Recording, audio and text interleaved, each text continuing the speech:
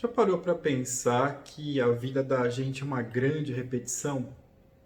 A Terra repete a sua órbita há milhões de anos, a história da humanidade repete sempre os mesmos conflitos, o nosso corpo repete os mesmos comportamentos vitais, respirar, comer, evacuar, dormir, acordar, né? Da mesma forma que o nosso psiquismo também repete muita coisa. A gente repete padrões de comportamentos, tipos de parceiros, de parceiras, a gente repete padrões sexuais, mas a gente também repete coisas que nos fazem muito mal. Então, o objetivo desse vídeo é a gente tentar entender um pouco sobre isso. Por que que a gente repete os mesmos erros?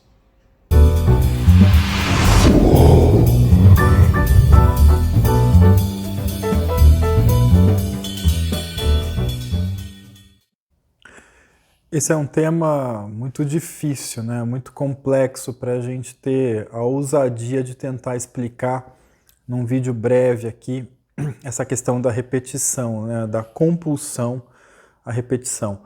Isso é assunto para anos de estudo, é título de livros, de muitos artigos científicos por aí. Lembrando que eu estou aqui passando um pequeno recorte do que é a questão da repetição pela visão psicanalítica, ok? Eu disse no começo do vídeo que a Terra repete a sua órbita em torno do Sol aí há milhões de anos.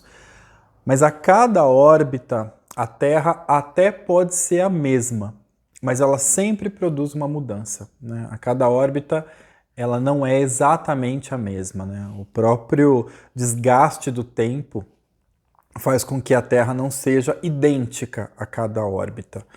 Então, pois bem, vamos tentar partir daí, né? Dessa ideia de que o que a gente repete é sempre o mesmo. Mas que mesmo é esse que eu estou falando, né? É o mesmo que nunca é idêntico a cada repetição.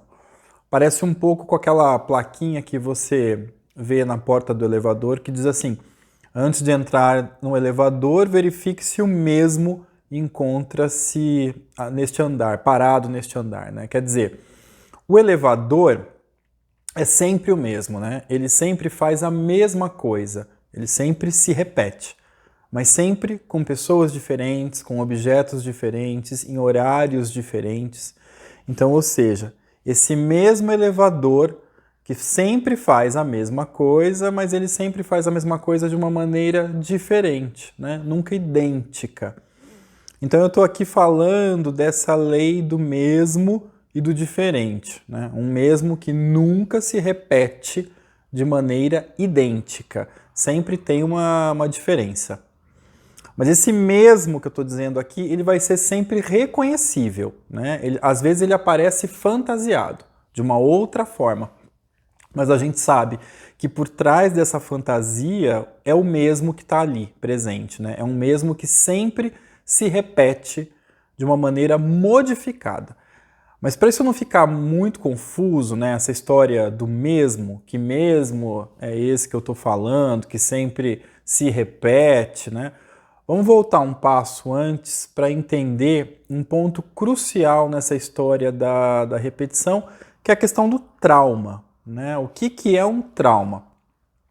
Se eu pensar no nosso corpo, né, no meu corpo, por exemplo, se eu der com a cabeça na sarjeta, eu vou ter um trauma, né? Eu posso ter um trauma, um traumatismo. Por quê? Porque o meu corpo não estava preparado para esse impacto, né, que foi muito forte. Ou naquele momento eu não tinha nenhum preparo para suportar isso.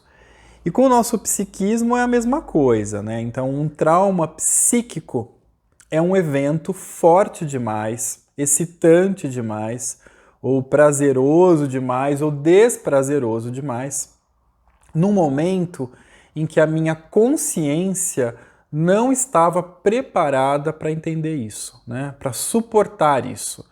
Só que grande parte desses traumas, eles são vividos na nossa infância, né? No início da adolescência.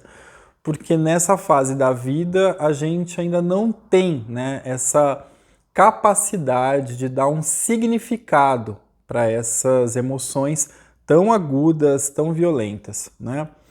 E mais importante ainda é a gente saber que esses eventos traumáticos, eles não foram totalmente reais, né? Na maioria das vezes eles são fantasiosos, meio real, meio imaginado, às vezes de caráter sexual, uma angústia, uma sensação de abandono, de uma tristeza, né?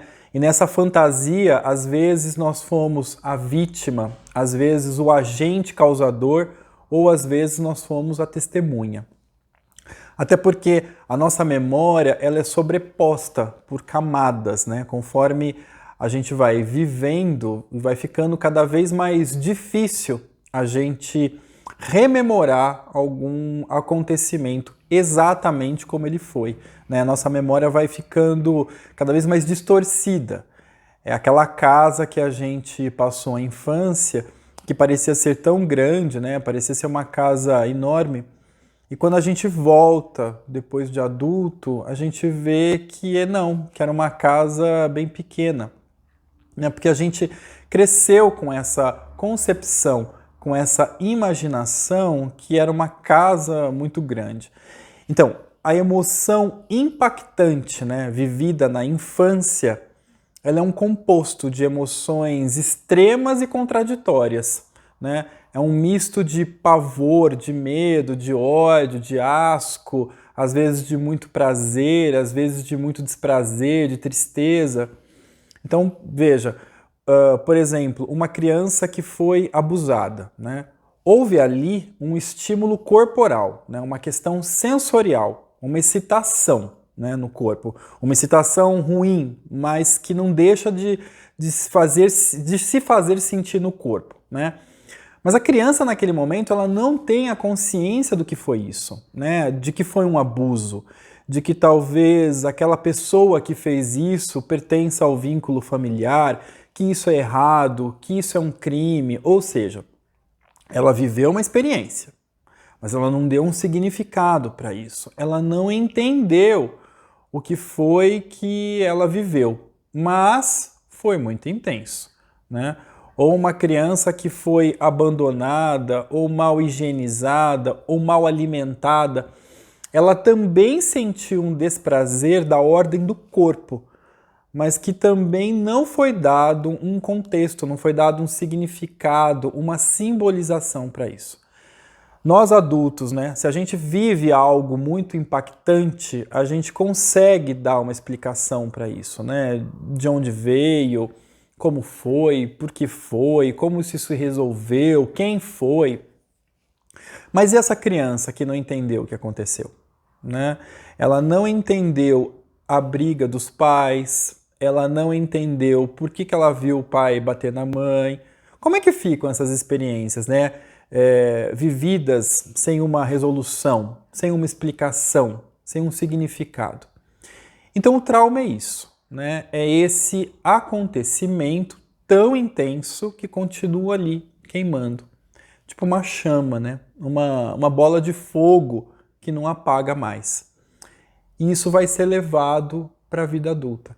Só que, como eu disse, essa bola de fogo que ainda queima, né, esse trauma que ainda está ali precisando o tempo todo ser revivido para encontrar um sentido, para juntar o corpo com a mente, né, para poder ser guardado e esquecido, isso precisa ser repetido. Mas vamos pegar o caso dessa criança que sofreu um abuso, por exemplo, ou um abandono. Lembrando que tanto o abuso quanto o abandono eles também podem ser fantasiosos por parte dessa criança ou do adolescente, né? Ela pode, por exemplo, achar que a mãe sempre gostou mais do irmãozinho, que ela foi renegada, que ela foi preterida, enfim. Então, essa experiência vivida, essa excitação, esse prazer ou esse desprazer, essa angústia, essa tristeza, né? Ou até mesmo uma alegria intensa demais, ela precisa ser revivida para encontrar o seu significado, né? Mas é lógico que esse adulto agora, ele não vai precisar passar mais exatamente pelo mesmo trauma para compreender isso, né? Esse adulto não precisa agora ser abusado de novo ou sofrer um abandono dos pais para reviver essa experiência, para dar vazão a essa bola de fogo aí que está queimando dentro dele ainda. Mas dá para a gente ter outras experiências que tenham, de certa forma, o mesmo tipo de prazer ou desprazer desse trauma primário, digamos assim. É o que a gente vai chamar aqui de inconsciente atualizado. Ou seja, eu repito padrões de comportamentos ou eventos, né, que se ligam a esses vestígios deixados lá no inconsciente por esses traumas ou esses microtraumas infantis.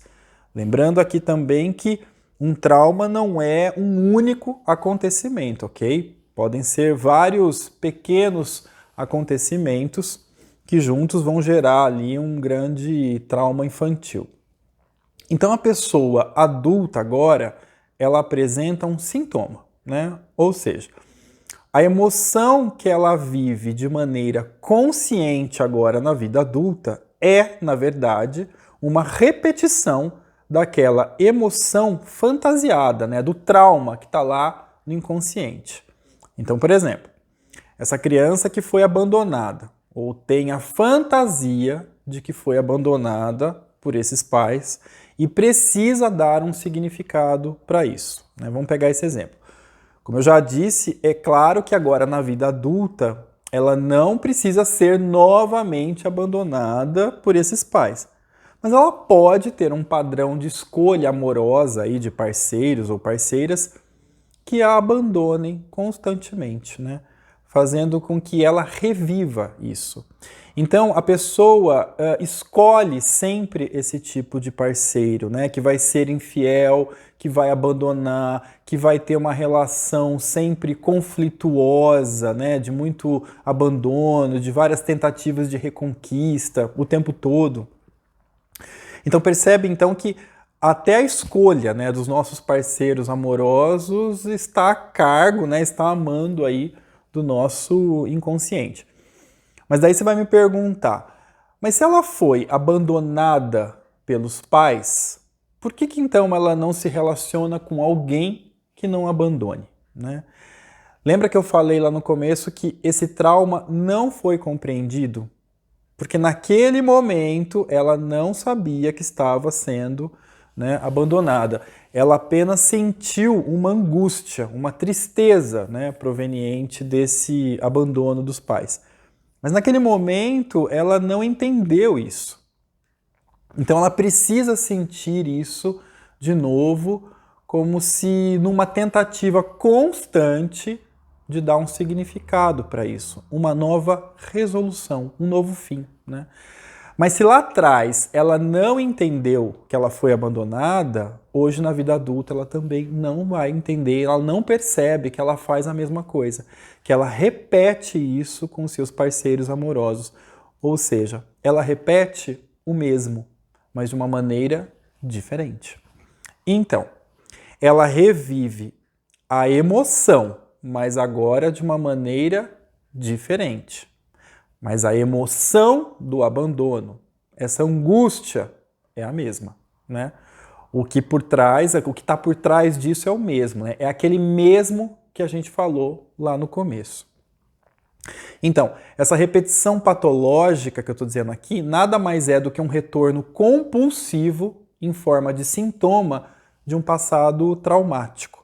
E o movimento é esse, né? É essa pulsão, é esse movimento vertical de ir buscar o trauma lá no inconsciente, trazer esse gozo à tona, que está queimando ali, e projetar para frente num movimento horizontal, que é o que a gente chama de passagem ao ato. Ou seja, a gente repete esse gozo por meio de algum sintoma, algum padrão de comportamento sexual, uma escolha específica do mesmo tipo de parceiro ou parceira, ou de N outras infinitas possibilidades, mas sempre agindo numa ação, né? Sempre agindo num ato.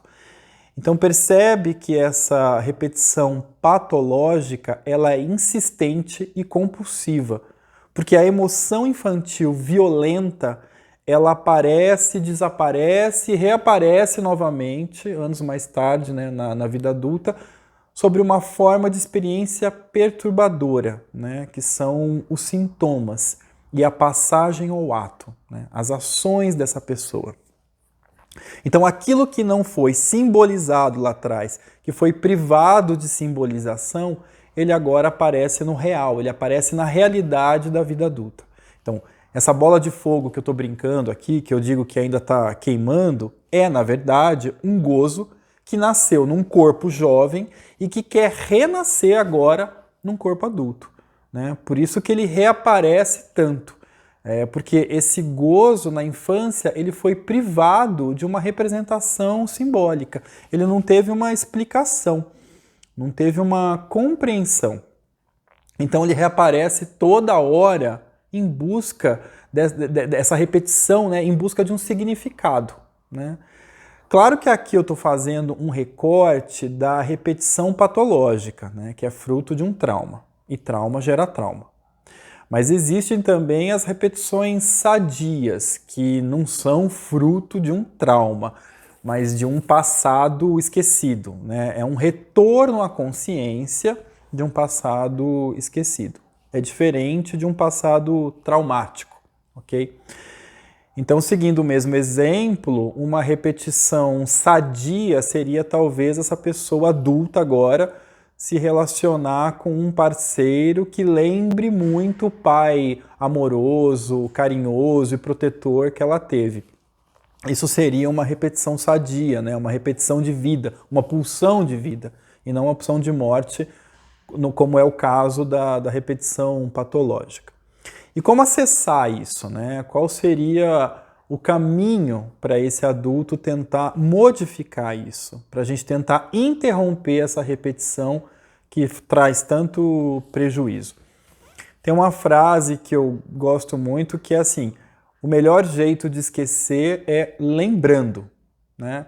Mas, em primeiro lugar, eu queria fazer aqui um alerta para alguns tipos aí de procedimentos rápidos, instantâneos e milagrosos que existem por aí, que prometem acessar o trauma e dizer para você onde foi que deu errado. Então, cuidado. Não é bem assim, né? O trauma, ele não é uma coisa só, né?